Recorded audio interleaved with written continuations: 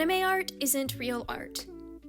If you're an artist or creative, I'm sure you've heard something like that in your lifetime. As an artist myself, I know I have. This issue of bias that a lot of artists face is one that I feel really strongly about, and I want to talk about it a little bit today while I take you through how I drew one of my favorite anime characters, Kurapika from Hunter x Hunter. Hi, I'm Kiwi Kana, and welcome to, or welcome back to, my channel. I'm a freelance comic artist and illustrator who loves to make YouTube videos sharing my art advice, so make sure to like, comment, and subscribe if you enjoy my work. So let's get into it. Why is there so much bias against anime and manga artists?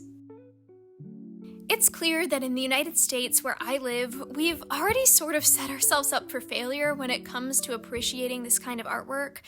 We have a history of looking down upon our own cartoons and graphic work dating all the way back almost 100 years ago with the rise of Marvel and DC Comics. People already viewed this sort of medium as less than, as just for kids, as unserious.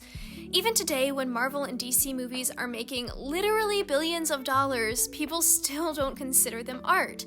And I'm not saying that things have to be profitable to be real art, but I do think it's ridiculous to look at a medium that has clearly been significant to so many people since its origin and still write off its value completely. Now, this is anecdotal, but another big issue that I've run across is that people sort of lump the animation genre together, and if they don't have a lot of experience with the Japanese animation industry, they default back to what they know about American animation. And what's really been popular over here in the past few decades are shows like The Simpsons, Family Guy, and Futurama.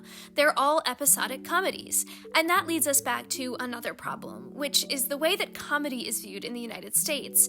It's another thing that we don't often take very seriously.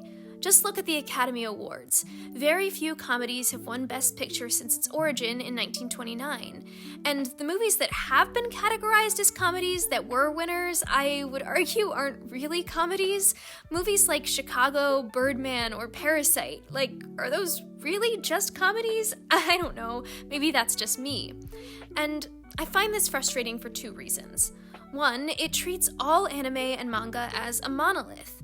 I mean, would we really say that shows like The Simpsons are in the same genre as something like Attack on Titan?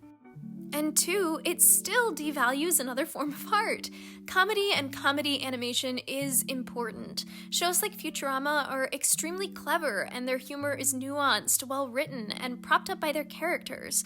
Or shows like Bob's Burgers are certainly more lighthearted, but they're also deeply thoughtful, offering a safe space for viewers. As a quick aside, you will have just seen me start to change the angle of Kurapika's head here. I didn't really like the original angle, so I'm just painting over what I drew and trying to make it lean a little more towards the left. I think that just looks more natural with the pose that he's in, so don't be afraid if something's not quite working to just paint over it and basically start again. I do that all the time when I'm working. I try to remind myself not to get too precious. I also almost always start my painting process by blocking in the face. My goal is to get it to where I can see it looking good in the future. That doesn't mean that I'm fully rendering it now, it just means that I'm getting it to where I feel like I have a really solid direction and I'm feeling confident in my ability to finish rendering out the face. This is because the face is going to be the focal point of my image, and I know it's the first place that people are going to look when they see my artwork, so it's really important to me that I know it's strong. If I'm able to feel confident in that, I feel like I have enough confidence to get me through the rest of the piece. Okay, with that aside, let's get back into it. At the end of the day, art aims to connect with others. It aims to leave an impression. If you see a cute cartoon of Gudetama and you think that that's really cute, maybe it makes you feel a little bit better, then it's done its job. Arguably just as effectively as paintings like Water Lilies by Monet or a movie like Whiplash. Okay, now let's talk about another issue I hear all the time, and that is if you draw a lot of anime art, you won't ever become a good artist because you won't learn your fundamentals or you'll struggle with anatomy. I don't want to say that this critique is totally unfounded, because I do understand where it's coming from. Learning your fundamentals is certainly important. Pretty much anytime you take an art class, you're going to start with drawing from life, and that's necessary. It's something I definitely recommend, and it's something that I had to do when I was in college. That said, it doesn't mean that you can't also be drawing in an anime style. In fact, pretty much any artist who has worked on a manga or anime has also studied their fundamentals, and that's clear in their artwork. You can't draw a character like Luffy without understanding human anatomy or foreshortening. Imagine trying to draw a character like Guts without having a fundamental understanding of the muscular system. Artists like Clamp still clearly understand the fundamentals of composition and design, and just because you need to draw from life doesn't mean you can't also be inspired by other anime and manga artists as well. I mean, think about it. If you're encouraged to be inspired by and study oil painting masters, you should also feel free to be inspired by masters of this art form. There's also this common idea that anime and manga art is one specific art style that isn't unique, and if you were just replicating it, you won't ever develop your own art style and your own method of painting. Quite frankly, this argument is honestly so bizarre that I have to wonder if it was in good faith to begin with. The idea that all anime art or manga art looks the same or isn't unique is just wrong, and I think it shows a fundamental misunderstanding of what this kind of art really is. Naoki Urasawa, Inio Asano, Yumi Tamura, all of these artists have a completely unique and distinct art style. And in my experience, young artists are always encouraged to study from other people that they idealize, to take things from them that they like, that works, and try to apply it into their own artwork.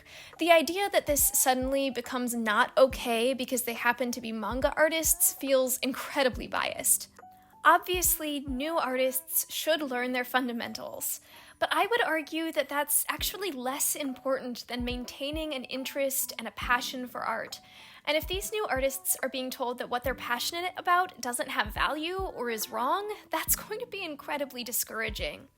When I was still really early in my digital art making journey, I was drawing a lot of anime-styled characters, and that kept me interested, and it actually made me want to learn my fundamentals more. I wanted to get good enough to replicate the sort of art styles that I idolized. Slowly, I did start to pull influences from American comics. I love Marvel and DC, French comics, and even oil paintings, and all of those influences together have brought me to where I currently am. That said, even if I was still drawing in a really heavily anime-influenced art style, I don't actually think I would be a worse artist. I would still be learning anatomy and composition. I would still be learning shortcuts on how to draw things. I would still be learning shape language, value, and color. I know I haven't talked too much about the piece I'm drawing itself, but now I'm adding in some chains into the background. I almost always try to have some sort of background element like this when I'm drawing a character illustration. I think it makes it a little more visually interesting than just having a plain background or just a solid color, and it honestly doesn't take that much more time, and since Kurapika is known for his chains, I knew that I had to incorporate those details in there, so that's what I'm doing now. Now, I'm not spending too much time on these. I'm really just using a light, medium, and dark value to get the general shape and form across.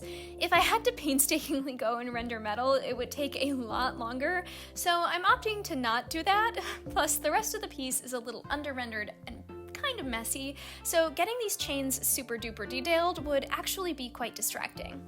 Okay, back to the topic at hand. What's the point of this video? Obviously, people who feel this way are not going to change their minds overnight.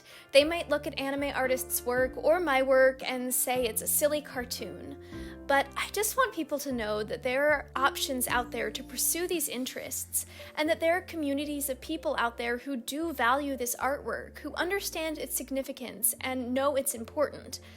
I was very lucky to get my degree at the Savannah College of Art and Design, where we were always encouraged to explore whatever art styles we wanted to.